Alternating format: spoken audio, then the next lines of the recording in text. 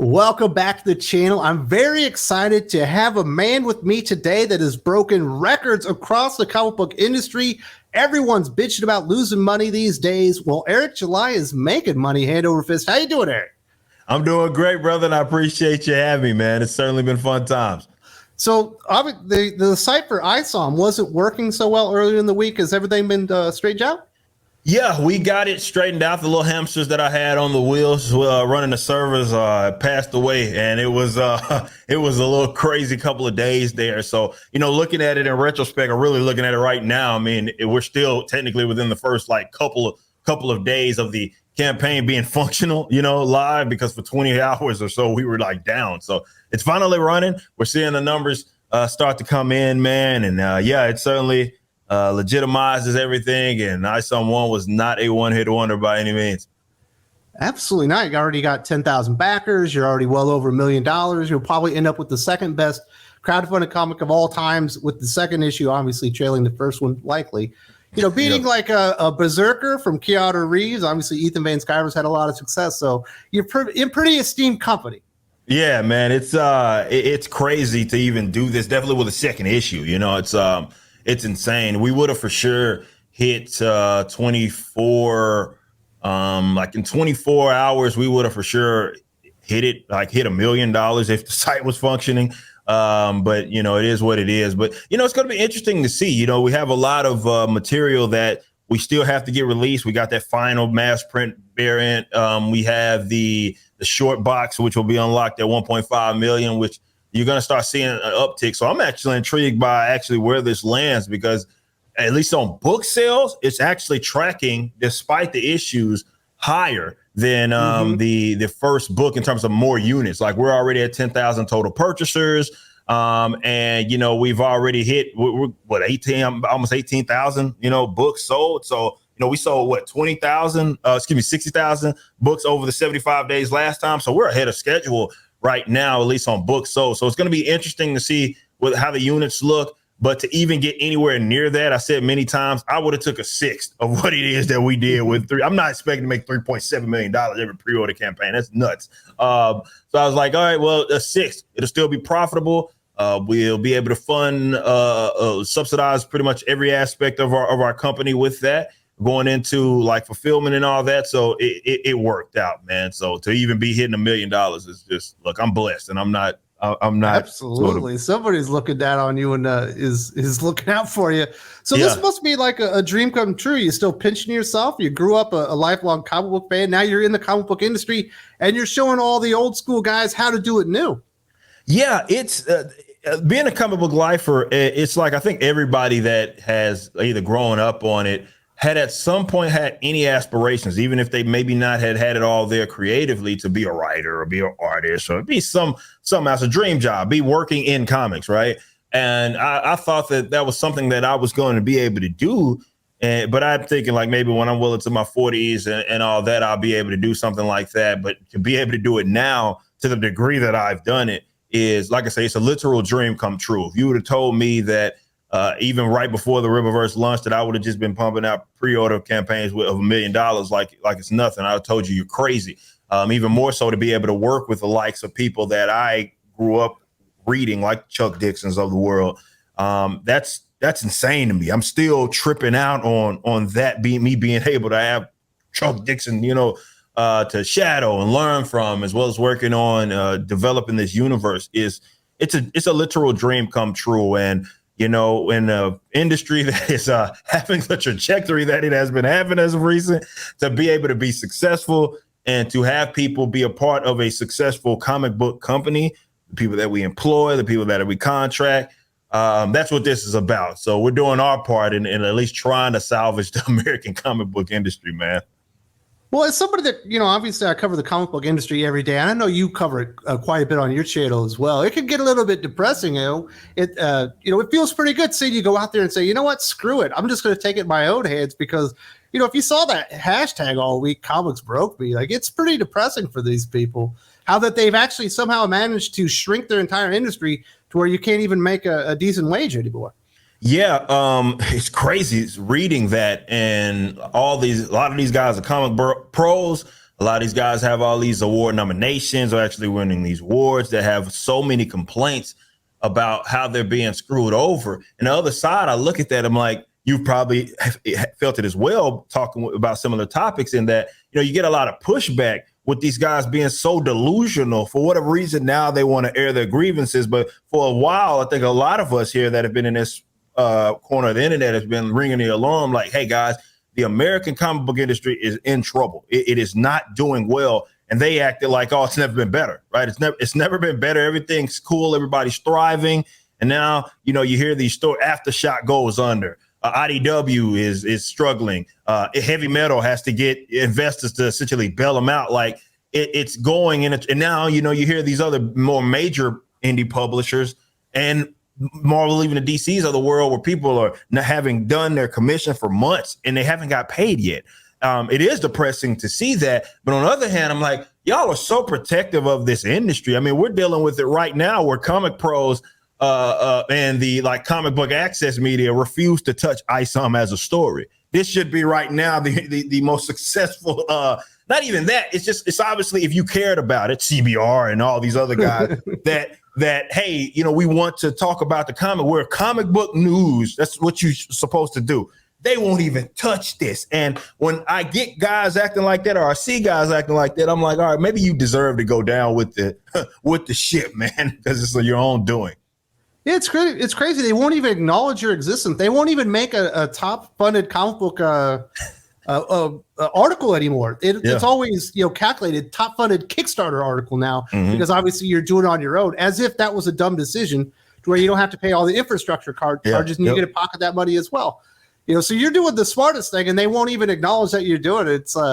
It's weird, and I've seen a lot of feedback and a lot of the complaints that people have about you in the success of ISOM 1. I never saw one complaint that the writing was bad or the art was bad or it's just not a well-paced story. It was always like, Eric July is a bad guy because he was on the Blaze. Yeah. He's an alt writer. That's what's wrong with the comic book. And it's like, you're not really talking about the comic book. You're talking about, he's gone on to a news place and talked about his feelings on something else. Well, when it comes to the comic book, they really don't have anything that they can say about you and the execution of the story.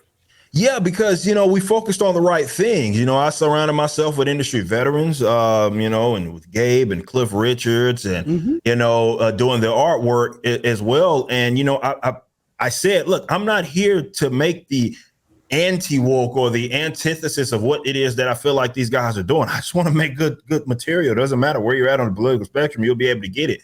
So I think they would have preferred me to do it the other way of trying to do stuff to spite them, because that's what they do. But I didn't. I just said, look, here's the story. Here's the synopsis. If you support it, you rock with it, you do. And people came out, of course, and supported it. So they can't really pin anything on me other than, well, this is just a guy that wanted to see some success. So they have to focus on other things outside of that to try to grill me on. And I guess in a sense, they tell on themselves when they do that, because they're saying that basically they're ideological or political enemies. They don't want them to exist in this industry and see a lot of success, which is actually what a lot of people have alluded to. It's the reason why they won't bring on Chuck Dixons of the world anymore, the Graham Nolans. These guys are all doing their own things and being very successful, might I add. But, being blacklisted from the industry because, well, they don't necessarily think exactly like everybody else. Well, and they're not quiet. You can be a Republican. That's true. You can be conservative as long as you don't actually say what you feel.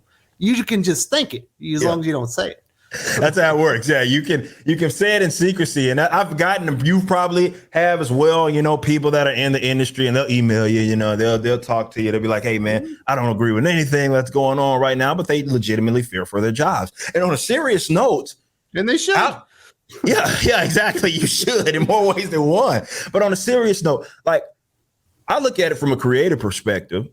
You can't possibly do your best work under those conditions, right? Where you feel like, okay, I have to walk on eggshells. I can't do certain things. I can't say certain things because then I may never get work again. And that's a person under a lot of pressure. And these people are not going to be able to do their best work. I think one of the lovely things about the Rippaverse is from the employees on down, on the back end side to the creative side, these guys, I pay them well, and I allow them to, do it's not that I'm allowing you really to do anything. Do what you want. As long as you're not doing anything detrimental to my company, that's like, dude, I don't care about all that other stuff. And, I have a bunch of rock stars that work here. That's how ISOM is able to be produced in the way that it is. Everything's taken care of. Everything's paid for. Everything's good to go because I got a bunch of rock stars that know what it is that they're doing, but they can work under the best possible conditions and don't have to walk on eggshells. And hearing these horror stories about people that are in the industry, man, it's quite pathetic. Yeah, it's nuts when you think about it. I think when I'll take a comic book and I'll critique it and obviously, hey, these modern elements where they're trying to push this into the story, kind of pushing the story aside to get an agenda over is bad for comic books, and I'm personally against that. I think that these morons take it that I want my agenda pushed forward in the story. No, I just want exciting, fun comic book stories. Don't sell the medium short. Comic books is the most exciting storytelling medium in the world because there are no strings on you. There's no budget. The only limit is your imagination. And if you can only imagine a conversation, at lunch talking about politics, you are a boring person. 100%. Like, and that's like, I think it's why they like to think, you get people that try to put us in that box, right? Just because we don't do what they are doing, which is often beating everybody over the head with their individual politics and using characters that have existed for decades as their vehicle to do that. They do that so often. And I guess they don't know what it looks like when someone just says, okay, I'm not going to do it to spite you. I'm just going to not do what you do, and I'm going to focus so much on story. Like what we did, we focused a lot. That was the top to bottom. I had my universe Bible. Everything that I did was talking about like the story in itself and focusing on that, not the political aspect. I'm not writing anarcho-capitalism, libertarianism, the comic book. I'm not doing that. Like, it's not what my interest is. I believe there's universal truths. I believe that there's stuff that can resonate with just about each and every person, as long as you're rational. And that's what I wanted to emphasize. And I think that's a big part of our success. And of course, you got us being, we had a lot of promises and we delivered on each and every one of those. We, again, I funded it myself instead of going like the traditional with people in the crowdfunding space. You're literally trying to have the crowd fund it, where I was like, I'll just pay for it. And if I take an L, I take the L. But, I'm going to give it a shot. So, yeah, you had that aspect. But the other one was just, I have my code of ethics. I'm focusing on respecting the customer. I'm focusing on, not doing the alternative stuff, all like as far as the timelines and something that's more comprehensive. These are things that I focused on, and that resonated with the guys, and that's why they bought in. So focusing on the story aspect was a big part of why the Rippaverse was the success, or is the success that it is. Do you think the Rippaverse could have been successful if for 6 months prior to it launching, you had been telling people, I don't want your money. I don't respect you or your opinion. In fact, I wish you just wouldn't watch my YouTube channel or read any of my articles. That's how I feel about you. Yeah, it would have been DOA. Like, it's funny. I was making fun of a great Kelly Sue DeConnick and her great quote of "Don't like my comics, don't like my books." When ISOM 1 came out, I was like, if you don't like my politics, you can still buy my books. I take like whoever can buy in, or I don't care who it is that you are. But that's the art of it, and it isn't just comics. I know that's the medium that we care most about. It's happening in a lot of industries, and it's weird where it's like you have a core audience, a core customer base, and you want to turn them off for what reason, or tell them how much you despise them. That doesn't sound like a sound business strategy. But yeah, and people are paying more attention and being more mindful because of that. And that's the advantage of the independents, that they're showing you what not to do. You know what I mean? They're giving you the game plan of what not to do. Just act accordingly, man. And yeah, if I disrespected my customers like a lot of the mainstream guys are doing, I'm pretty sure you don't make $1 million comic books. It's not how it works. No, it's like when they made that Charlie's Angel, like the latest redo in the movies. It's sexy girls doing spy stuff and fighting. A lot of guys like that kind of film, and it's like, yeah, this movie isn't for straight white males. It's like, okay, why not? Okay, never mind. I guess I won't see it then. And then it's like, well, why didn't you see the movie? Well, you told me not to. Yeah, I mean, that's how it works. And then they act funny when that reality is pressed upon them. You tell them how much they suck, and then people are like, okay, cool. I will not be buying in on that. And then they're like, oh, what? What happened? Like, why are we not seeing any success? It's like you didn't want them to see it. And it's like, it's a problem. That specifically happened with Charlie's Angel. It's like, hey, we're not doing this for this demographic. And then you had articles from the same news sites that would be after it failed. They were like, well, this failed because these people were, I guess, too racist to see it. I'm like, well, you just told them that you didn't want them to see it. So like, well, you need to pick one, man. But the racism stuff is what really it just cracks me up, because it's all, rooted in emotional manipulation. They want an emotional argument because they can't argue with what you're actually saying. So I've seen people call you a white supremacist, which makes a whole lot of sense. And then I've had people accuse me of being a xenophobe. Oh, wow. I don't live in America. Exactly. I live in Asia. I'm married to an Asian woman. My kids are Asian. Like, what are you talking about?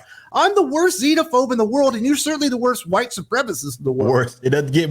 Yeah, they say either I am directly, or that's all that I guess would support Rippaverse or buy Rippaverse products are white supremacists. It's like, yeah, man, I don't think that the people that are legitimately white supremacists and racist, I don't think buying books from from a black man, definitely on the main character where he's also black. I don't think that's what Klansmen actually just go around doing. To me, that just sounds a little bit irrational. Plus, I've never heard you support racism ever once. Never. Well, that's like your actions kind of back up like who you say you are. Exactly, and that's the thing. A lot of these guys are on autopilot. They can't understand argumentation outside of that. So it's a pre-planned argument. That's why it sounds so ridiculous when they pin that stuff on us, because they don't have an argument formed outside of it. They're so used to claiming you're a racist, misogynist, homophobe, trans, whatever they want to call you. They'll call you all the names in the book, all the phobes and the isms and everything, and claim that, but they can't deviate from it. So even when they can't apply it, they will. Like, they'll force it in. It's like, hey, I really can't say that you're racist, but I'm gonna say it anyway because I'm unprepared. I'm totally unequipped for this conversation. So obviously, you're a lifelong comic book fan. You're in the comic book industry. You're very successful now. Are you still reading modern comic books? I know you do cover it on your channel, so obviously you read sub. But are you enjoying anything right now? Oh, no, not at all. It's funny. I stopped having a pull list for the first time in a while in 2020. It was right after Absolute Carnage, was it, when I kind of got out? So yeah, that's about 2020, and it was weird for a little while, man, not to have a pull list centered around Marvel and DC. And I was like, wow. And I was weirded out, and then I was like, oh, it's not so bad, especially then, because I'm starting to work on the Rippaverse and do my own thing as well. But it just got to a point to where I was like, these guys clearly aren't making these books with me in mind, and a lot of things. And it's not. Look, man, I've talked about the issues that plague the industry. It's funny, a CBR article I think a couple of months ago wrote like top 10 things that are wrong with the industry. I'm like, I've been saying this for the last 5 years, and now all of a sudden you guys have stumbled across the other issues and again, some people bring up the quote unquote woke stuff, and I'm like, yeah, that's a problem. It's not just that. There are some other issues that plague this industry that I've talked about many, many times, and it was funny watching them go down it. So considering all that, I was like, man, I'm checking out. They're not making these for me, so screw it. I think I can make better use of my time, like maybe building my own stuff to try to correct the problem. I'm with you. I do think the woke stuff is a problem, but it's really a small percentage of actual writers from Marvel and DC that are going over the top with that. But a lot of times it's just execution. It's not utilizing the medium. Oh, let's kill somebody off that it doesn't mean anything. Yep. Oh, we're going to keep rebooting everything. We're going to do an event with no ramifications afterwards. Well, why did I just spend $80? None of it matters. It's like the event thing is probably one of my biggest gripes, like, because nothing matters anymore. I mean, with really both companies, like for them to go, you remember the War of the Realms, right? You had that whole thing going on. And then, like, literally right after it, man, when I say right after it, I think it was like they were alluding to the Noel thing, like during the War of the Realms. And so the next week after it ended, after it was supposedly complete, we moved into Absolute Carnage, which had a lot of the same characters that were dealing with. I was like, this is not, like, what are you doing? Like, this is not, like, the fact that I guess you're at this issue, you have this problem where the only time you feel like you can generate some sort of enthusiasm is based around an event, and you're in trouble. And then that's kind of what's happening with them. Yeah, I used to do a lot of comic book reviews here on the channel. I had fun with it, but it just got depressing. It's like I can only take so much. You know what I mean? I'll have one video a week talking about a really bad comic book, and we'll try and have fun with it, because otherwise I'm going to be in tears here trying to talk about this stuff because it's so bad. Yeah. And it doesn't need to be. Comic books are amazing. Yeah, it doesn't need to be. And I think that you have a lot of Chuck calls them, these guys aren't lifers. He says that they're tourists, right? And he's not speaking necessarily to the fact that these guys are new per se. It's more of in the fact that these guys don't actually care about the medium. Definitely a lot of writers. For them, it's kind of a means to an end. These guys have more aspirations. You got people that seem to be writing like they're writing failed movie scripts. There's also people that are being part of comics that had never publicly, and they're writing prominent characters that have never actually before doing this showed that they ever gave a crap about the medium. One of those, namely, like is Ta-Nehisi Coates. Like there was nothing that this man did prior to doing Captain America and Black Panther that said that I love comic books. Nothing. There's no evidence of it. Trust me, I've looked top to bottom. I was like, where did the hell did this guy come from? I know him as a political commentator. Like, where did this guy come from? Like, he's not talking about, there's nothing that exists. And they gave him, it wasn't like they just gave him like okay, let's see what you got. Here's a limited series. They gave him Captain America. They gave him Captain America and Black Panther, two very prominent characters. And that was really when I started to see that it go. I mean, I guess technically all knew all different Marvel was bad, but I really started to see it go down when I'm seeing people that didn't seem to actually care about this industry that were writing prominent characters. And it showed me that they just flailing. They're just throwing stuff at the wall.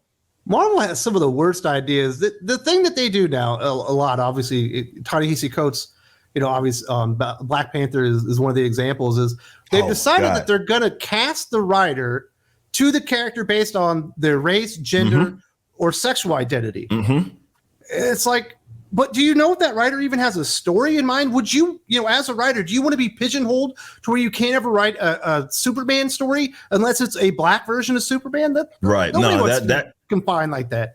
That should be insulting. But again, I mean, you look at some of the greatest characters that have been created. A lot of them, the person that created them aren't the same race or gender as the character that they created, because maybe that's the least interesting thing about them. Maybe that's they're just talented and good at what it is they do. So to pigeonhole them or put someone in a box and think that the only people that can write this character is like a black character needs to just be only black people. That's nonsensical. That doesn't even make any sense.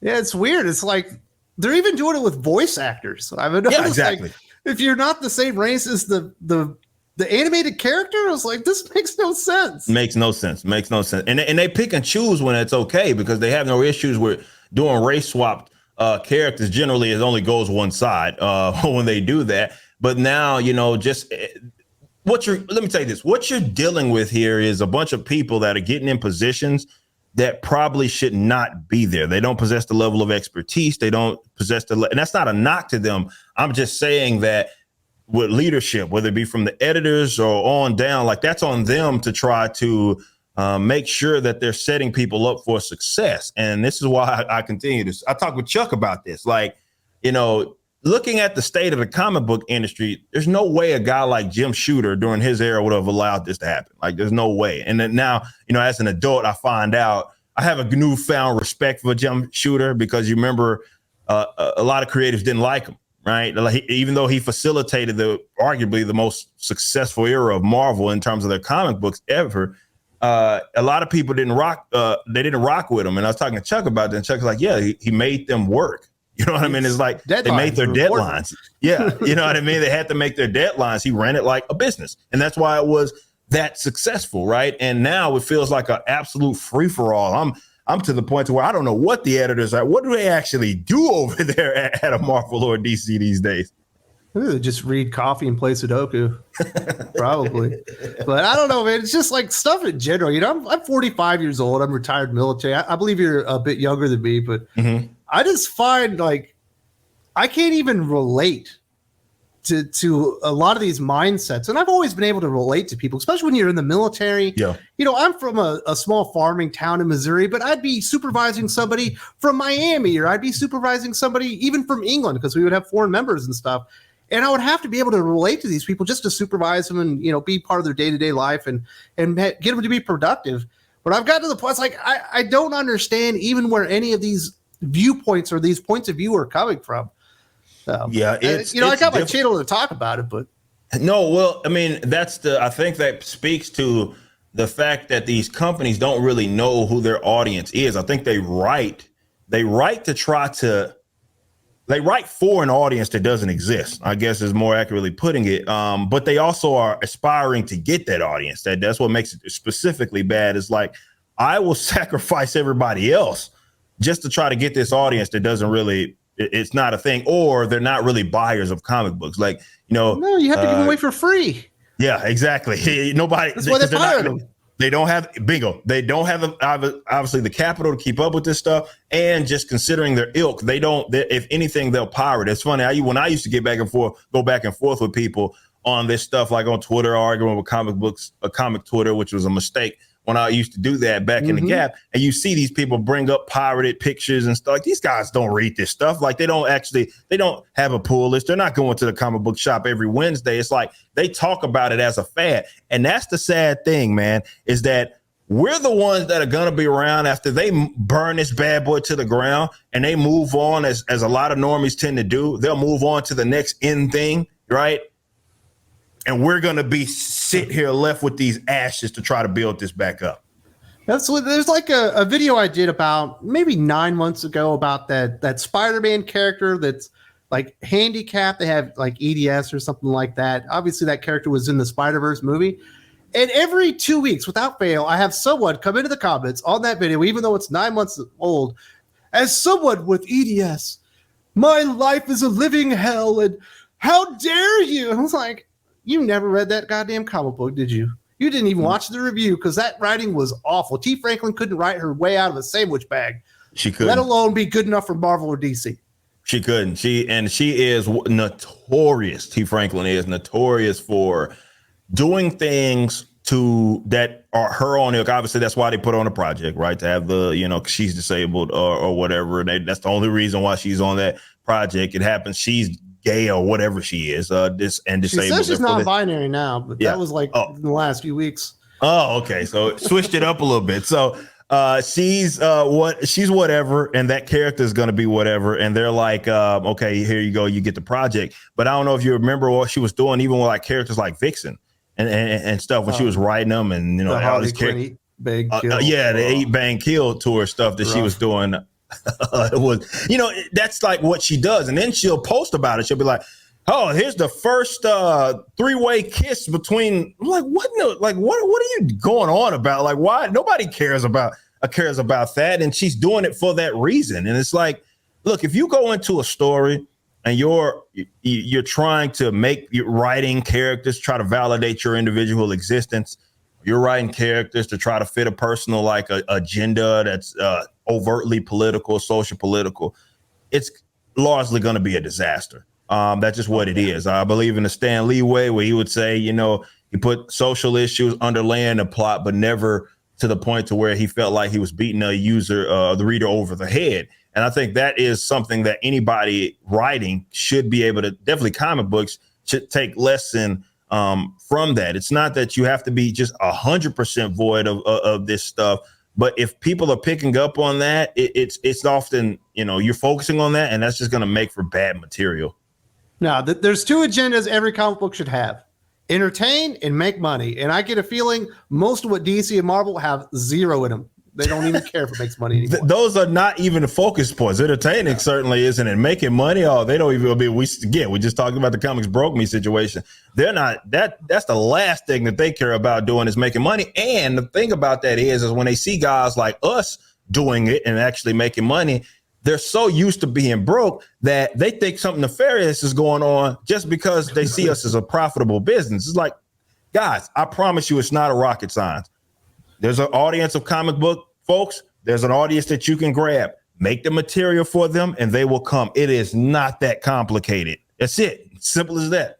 No, there's never been a better opportunity in the lifetime of this earth to connect with an audience, get that personal connection there, let people trust you, open yourself up, and build that connection. They refuse to do it because I guess they feel like they're above customers.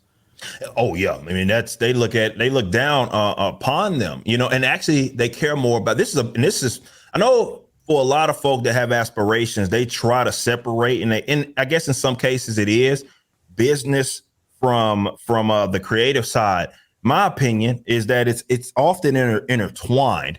And what you see with a lot of these guys, and even if you look at the Comics Broke Me stuff, you see that they're not writing for customers, they're writing for their peers, right? So this is why I did this, I won this Eisner, yet I'm broke. And it's like, that should tell you something, that there's something's wrong fundamentally, that maybe what your peers care about isn't the same thing that customers care about. I've said, look, man, I don't care about it. Peers can say I'm writing the worst comic books in the world, whatever. If the customers are like, yeah, we want more of this and we're into this, that's all that matters. That's who you do it for. It's a easy tip that should be a no-brainer, but in this day and age, it's not. These guys don't seem to understand it all. No, there's a great, obviously legacy of comic book writers that are out there. We're losing a lot of the really amazing Silver Age creators. Obviously, we lost John Romita Jr. this week. Yeah. But, like a Chuck Dixon, he's an amazing writer. I've had him on the channel a couple of times. Obviously, you're working with him now. That's a great resource that none of these guys will ever get a tap into because they're all scared of him because he says he's a Republican. Yep, that's sad. And that's sad. Like, definitely when you see these different problems with these various other characters that they don't really know what direction they're going in. And it's like you got Punisher and like a lot of these guys that have been around that even wrote definitive versions of these characters are still alive, guys. They haven't gone anywhere. So whether it be with the Bat Family, Chuck Dixon, Punisher, Chuck Dixon also happened to do that, or Mike Barron, these guys are still around. Like these guys are right there. It's just, yeah, they may lean conservative. And that is the break. That's where you're willing to say, okay, I put someone on a project that probably has no business being near them. The Tom Kings and the Jason Aarons of the world, who I've been very, very critical of over the years, that seem to only exist to run characters into the ground. But there's other options, but they've blacklisted those options that are probably best suited for it, which tells you in itself, they're not going after the best talent. They're not going after the guys that are most suited to make this material. So for me, I guess it's worked to my advantage because the guy like that makes Chuck Dixon a free agent. So I'm like, yeah, if I can get you to help us out, as one of the most prolific writers of our generation, you damn right I'm gonna have him along the ride. So what's that been like for you, the relationship with Chuck and helping out and being maybe kind of a mentor with your writing? Well, I've learned so much just even in a short period of time that I'm able to work with them as a writer. And so much so it's, again, thankful, largely thankful. And to be able to talk with him about this and have someone like, definitely as young as I am, but to have someone that is a veteran like he is so important to our growth. And he's at the ground stages of this.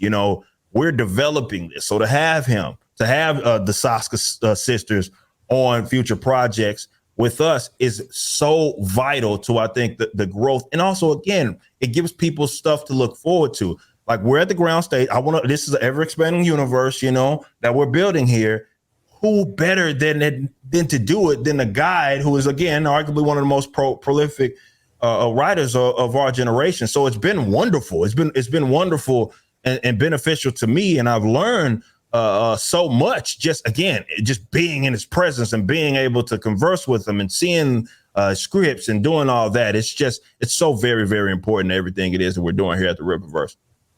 Yeah, it's crazy when people think about Chuck Dixon. Maybe they think about him being a Republican writer, or maybe they think about like Nightfall, perhaps the greatest Batman story of all time. But he took Tim Drake. Yep. Basically a nothing character, and he built him out and had basically one of the best Robin runs of all time, probably only eclipsed by his own Robin run before that. The work that he did with Punisher and stuff like that. He's been so additive, and he knows how to build something out. And obviously, we're not just getting ISOM, right? The Rippaverse is going to be a much bigger thing eventually, correct? Mm-hmm. Yeah, yep. ISOM is that was just a launching pad. You know what I mean? That was the first character that I created, the first book that we released, and obviously with ISOM 2 coming out. But, we got Alpha Core, we got Yairo, we got these other characters that I've introduced. And, it just made sense. It's police procedural kind of approach. And you have like a super team that is actually part of the police force, which he said he's like, nobody's done that. He was like, because usually it's like there's always that conflict there. And like now with the Alpha Core, it's like, that was my idea. I was like, what if I just started at a starting point where they were already part of technically the police force in a given city. And that was so intrigued. He was so intrigued by that. And I'm thinking, looking at like some of the stuff that he had done with the Batman and stuff, Bat family, excuse me. And I was like, this is right up his alley. Like he can do this. Is right up his alley. So, you know, it basically he's getting 3 characters because of it, because Alpha Core is a team. And I felt it was nobody better for that than Chuck. And he just, I mean, when I say, I don't know if I've ever seen a script come back that fast. He was like on it. He was like, oh man, juices are flowing, man. I'm getting this going. And yeah, man, again, it's just been great. It's just been great working with Chuck. Well, all things are only going to get bigger and better for the Rippaverse. And you've already funded like $5 million worth of comic books, you know, with your first comic book, and the other one's been out for a few days now. So it's not like you're starting out with nothing here. You're already probably the most successfully crowdfunded comic book series of all time. You're only on issue number 2, bigger and better things. Obviously, there is going to be a link in the video description if you want to go check out ISOM number 2. But I have a sneaking suspicion that most of my viewers already know who you are. And I do want to say thank you very much to Eric July for joining me today. Do you have any final words? Man, I'm just thankful, and give us a chance if you guys hadn't, because of course there's going to be people that are fans of you that may not have ever heard of us. Rippaverse.com. You can read the synopsis on the character of ISOM. It was the first character it is that I developed in my universe Bible for the Rippaverse, very personal to me. And you can still get caught up. If you never read ISOM 1, you can still get ISOM 1. We have a catch-up pack that has a bundle. So Rippaverse.com. You can also see our first animation from Rippaverse Studios that we produced. That is the animated trailer. If you want to check that out, that's live on all social media platforms. And again, man, I appreciate you obviously having me hear everything that you're doing, being one of the people that actually talk about what instead of, you know, walking around like nothing's wrong, you know, having someone that's still keeping their pulse on the industry and actually being honest about what it is they're seeing is so very important to what it is that this industry needs. So again, I appreciate you, and I appreciate you having me on. Thank you very much for joining us. Now, we did talk there about Chuck Dixon quite a bit. In fact, I've had Chuck on my channel, and we talked for like an hour about Batman and so many things going on with comic books. If you haven't seen this interview with Chuck Dixon, you definitely need to check it out right now. It's absolutely amazing. There's also a link in the video description.